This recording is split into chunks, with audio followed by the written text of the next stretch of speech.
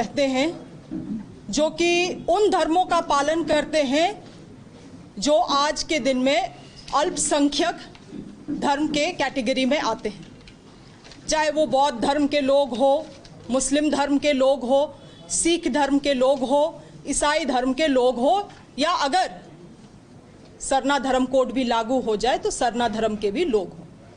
और ये सभी कुल मिला के 27% आबादी है पूरे देश भर की। आज जो वक्फ बोर्ड वक्फ बिल में जो संशोधन लाया गया है, ये शुरुआत है। ये शुरुआत है पूरे देश भर के 27% आबादी और उनके आस्था के ऊपर। ये एक बहुत बड़ा आक्रमण है।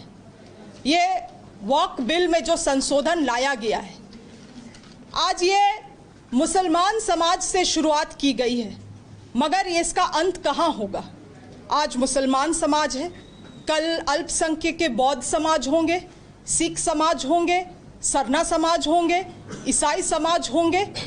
इस तरह से आप देखेंगे तो संविधान में इन धर्मों को अपने प्रॉपर्टीज़ को एडमिनिस्टर करने के लिए, अपने इंस्टीट्यूशन को एडमिनिस्टर करने के लिए और अपने धर्म का प्रचार प्रसार करने के लिए कई सारे मौलिक अधिकार दिए गए हैं। चाहे संविधान का हम आर्टिकल 14 का बात कर ले, आर्टिकल 25 का बात कर ले, आर्टिकल 26, आर्टिकल 30, ये सभी मौलिक अधिकार अल्पसंख्यक धर्मों को यहाँ पे इस देश में दिया गया है ताकि वो अपने तरीके से अपने धर्म का पर्सनल लॉज के तहत प्रोटेक्शन कर सके। और आज मुस्लिम धर्म से शुरुआत की गई है वक्फ बोर्ड में संशोधन लाके, और आगे आप देखेंगे, हम लोग ज़रूर चीज़ को हम लोग अनुभव करेंगे कि इस तरह का खेल हर एक अल्पसंख्यक के साथ इस देश में होने वाला है। ये जो राज्यसभा और लोकसभा में डिस्कशन के तहत इस बिल को लाया गया, ये सरासर एक नैरेटिव गढ़ने का प्रयास था। बीजेपी ने बहुत सारे ऐसे नियमों को, ऐसे बिल्स को पारित किया है पार्लियामेंट से जिसमें आज तक डिस्कशन तक नहीं हुआ, मगर 8-8 घंटे चले हैं डिस्कशन लोकसभा में, राज्यसभा में। पहली बार हम लोगों ने देखा है कि पार्लियामेंट रात के 1 बजे तक कार्य चला है। ये नैरेटिव गढ़ने का प्रयास है। हम लोगों को समझना होगा कि बीजेपी का कंटेंट क्या है और इंटेंट क्या है। कंटेंट जो ये लोग दिखा रहे हैं मीडिया में, समाज में, और इंटेंट आज वो है जो हम लोग यहाँ से खुलासा करने वाले हैं। इन लोगों ने केवल और केवल झूठ परोसा है इस नैरेटिव के माध्यम से। वक्फ बिल में जो संशोधन लाए हैं ये लोग, इसका पहला कारण ये लोग बोलते हैं कि अल्पसंख्यक समाज का, मुस्लिम समाज का उत्थान करना चाह रहे हैं ये लोग। आज देश में मुझे नहीं लगता है कोई ऐसा मुसलमान है जो आपको, जिसको आप पूछेंगे कि बीजेपी आपका हितैषी है या नहीं, तो वो क्या जवाब देगा, ये आप भी, मीडिया बंधु भी इस बात को जानते हैं।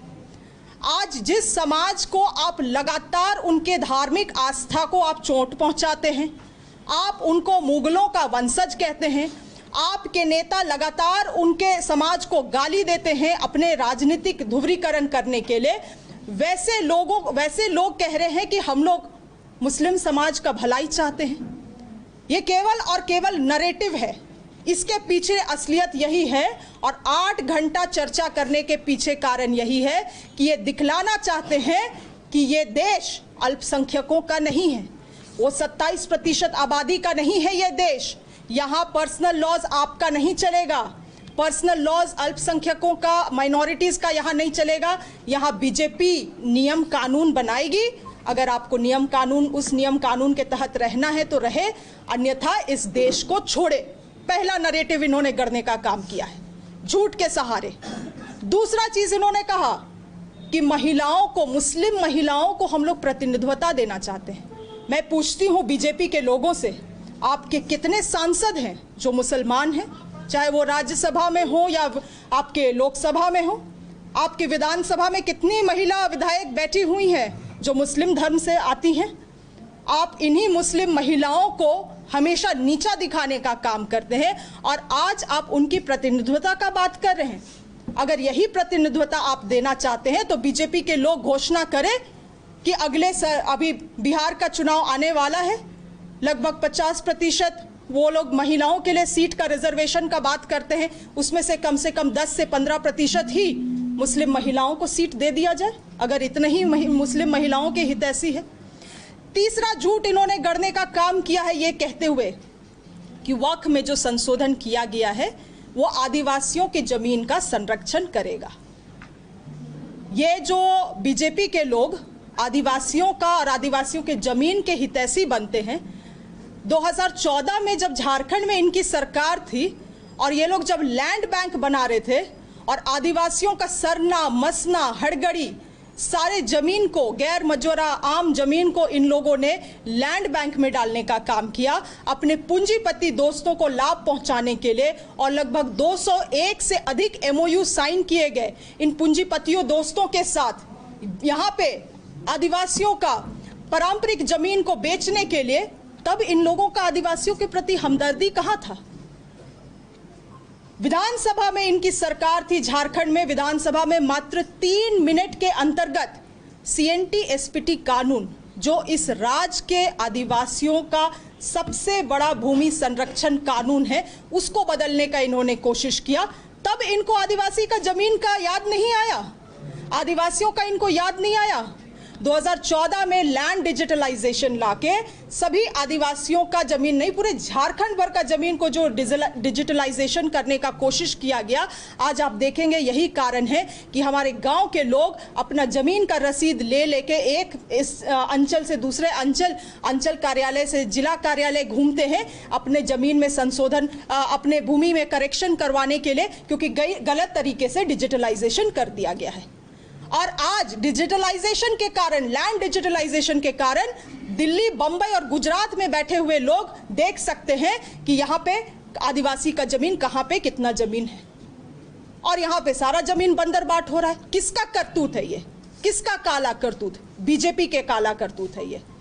इसके अलावे ये लोग इतना आदिवासी के जमीन का हितैषी बन गया है अचानक से, जब वन संरक्षण अधिनियम में जब ग्राम सभा का प्राथमिकता को खत्म कर दिया गया, और वही समय था कि जब बिल में कोई डिस्कशन नहीं हुआ लोकसभा में, हो हंगामा के बीच में इन्होंने उस कानून को पारित कर दिया जहां पे वन संरक्षण अधिनियम में ग्राम सभा का प्राथमिकता को हटा दिया गया है, आदिवासियों के अधिकार को हटा दिया गया है। तब बीजेपी के लोगों को आदिवासियों का ध्यान नहीं आया।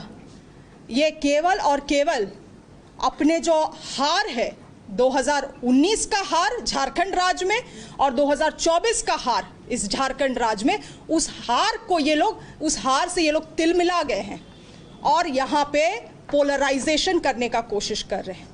पोलराइजेशन। और आप देखेंगे इनके जो बड़े लीडर्स हैं जो प्रेस कॉन्फ्रेंस करते हैं, वो भी कागज से पढ़ के बोलते हैं। वो कागज कहाँ से आता है मैं आपको बतलाती हूँ। वो कागज इनके नागपुर हेडक्वार्टर से आता है, प्रिंटेड आता है। क्या बोलना है इनको, वहाँ के नागपुर के हेडक्वार्टर के लोग इनको बताते हैं। इनको यहाँ के लोगों से, यहाँ के आदिवासियों से, यहाँ के अल्पसंख्यकों से, यहाँ के दलितों से इनका ना कोई लगाव था और ना आगे लगाव है। इसीलिए मैं यहाँ से बीजेपी के लोगों को यही कहना चाहती हूँ कि आदिवासियों का हितैषी बनना बंद करें। ये लोग केवल और केवल झूठ और भ्रम फैला के अपने काले करतूत पे ये लोग पर्दा डालना चाहते हैं और लोगों के मन से, आदिवासियों के मन से वो सब चीजों को निकालने की कोशिश कर रहे हैं ये लोग, जो इनके समय में इन लोगों ने आदिवासियों में डिस्ट्रक्शन और डैमेज जो लाया था उसका भरपाई ये लोग अब कर रहे हैं, इस तरह से भ्रम फैला।